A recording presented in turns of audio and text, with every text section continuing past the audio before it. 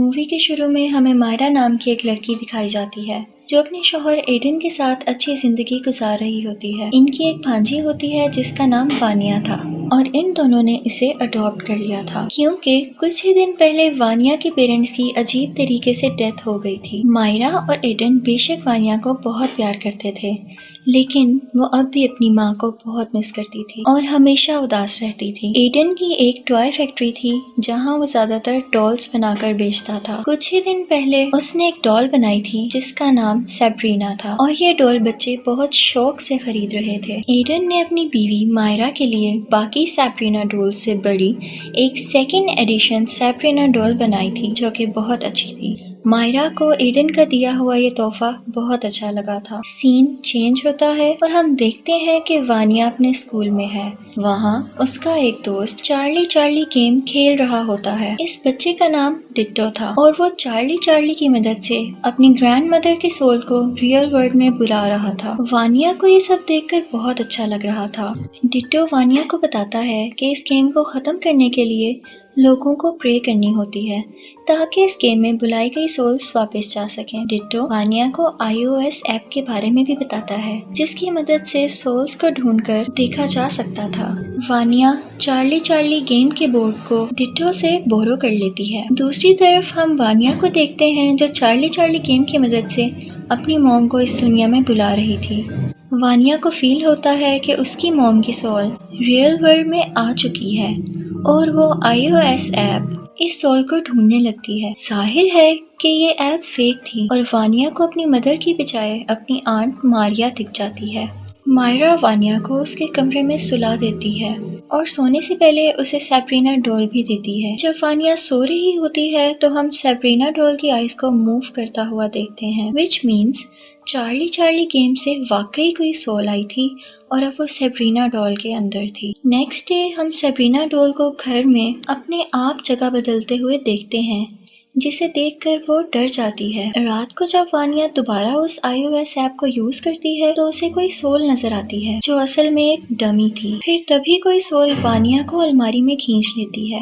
वानिया ये बात सुबह अपनी आंट को बताती है और मायरा वानिया को समझाती है कि उसकी माँ एंटनी अब इस दुनिया में मौजूद नहीं है, लेकिन एंटनी वहाँ मौजूद होती है। अगली रात मायरा को अपने घर में एंटनी दिखती है और देखते देखते एंटनी एक डीमन में तब्दील हो जाती है और मायरा को मारने की कोशिश करने लगती है। मायरा चिल्लाते हुए वहाँ से भागती है। ये आवाज सुनकर एडन भी वहाँ पर आ जाता है। ये डीमन इन दोनों पर अटैक कर देती है और ये डीमन किसी तरह भी इनको जाने नहीं देता, लेकिन ये लोग अपनी जान बचाकर वहाँ से भाग जाते हैं। अब वो लोग जान गए थे कि उनके घर में किसी तरह का डीमन है, तो वो मिस लारास और उनके हस्बैंड मिस्टर रेनार्ड से मिलने जाते हैं जो इनफैक्ट पैरानॉर्मल एक्सपर्ट्स थे। मिस लारास उनके साथ फौरन उनके घर जाती है और वहाँ चार्ली गेम की मदद से एंटनी को वापस उसकी दुनिया में भेजने की कोशिश करती है। इसी दौरान चार्ली गेम के बोर्ड को अपने आप आग लग जाती है और वो जलने लगता है और घर की लाइट भी ऑफ हो जाती है।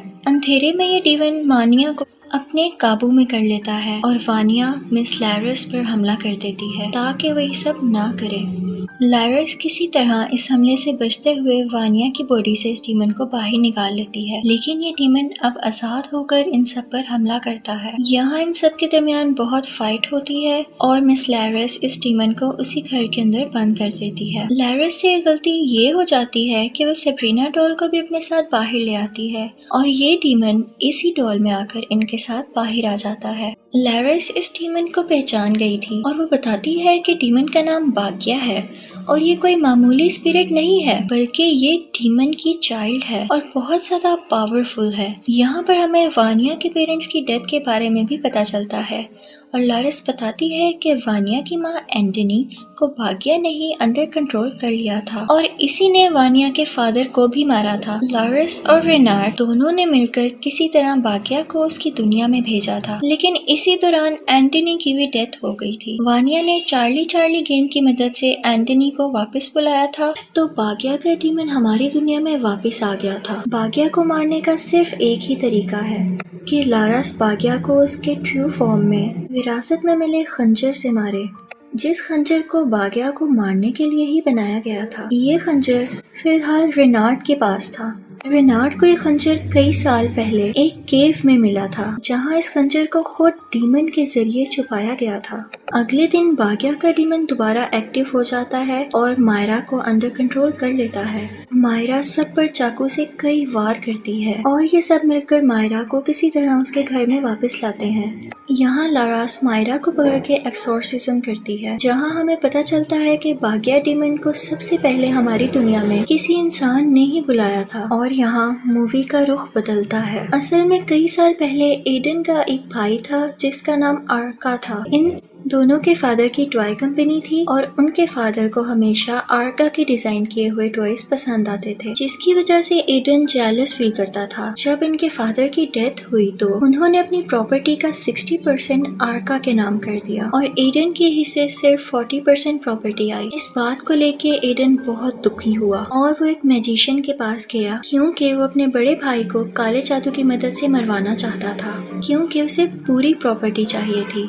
और उसी मैजिशियन ने बाग्या के डीमन को हमारी दुनिया में बुलाया था और इस डीमन को एक ह्यूमन बॉडी चाहिए थी। बाग्या ने पहले आर्का को अंडर कंट्रोल करने की कोशिश की थी, लेकिन आर्का उसके काबू में ना आ सका। इसलिए बाग्या के डीमन ने आर्का की बीवी एंटनी को पोजेस कर लिया, यानी अपने काबू में कर लिया। एंटनी और आर्का ही वानिया के पेरेंट्स थे और जब लारास ने बाग्या से मुकाबला किया तो उस दिन एंटनी और आर्का दोनों की डेथ हो गई थी, यानी कि वानिया के पेरेंट्स की मौत का जिम्मेदार यानी रिस्पॉन्सिबल एडन था। दूसरी तरफ देखा जाए तो बाग्या के डीमन को एक और इंसानी जिस्म की जरूरत थी और वो एडन को ही अंडर कंट्रोल कर लेता है, क्योंकि एडन का जिस्म काफी मजबूत था। पोजेस्ड एडन इन सभी पर हमला कर देता है और रेनार्ड किसी तरह इस डीमन को एडन के जिस्म से बाहर निकालता है। अब ये डीमन अपनी असली शक्ल में लारास पर हमला कर देता है और इसी दौरान लारास विरासत में मिले उस खंजर से बाग्या के डीमन को हमेशा के लिए मार देती है। फिर मूवी का एंडिंग सीन दिखाया जाता है, जहाँ पर पुलिस एडन को अरेस्ट कर लेती है और फिर हम देखते हैं कि वानिया और मायरा हंसी खुशी एक दूसरे के साथ जिंदगी गुजारती हैं। कुछ ही टाइम बाद लारास और रेनार्ड को एक पैरानॉर्मल डॉल के बारे में एक और खबर मिलती है। उसे पता चलता है कि इस डॉल के मुतालिक एक और केस आया है और इसके आगे कुछ नहीं दिखाया जाता। यहाँ पर मूवी खत्म हो जाती है।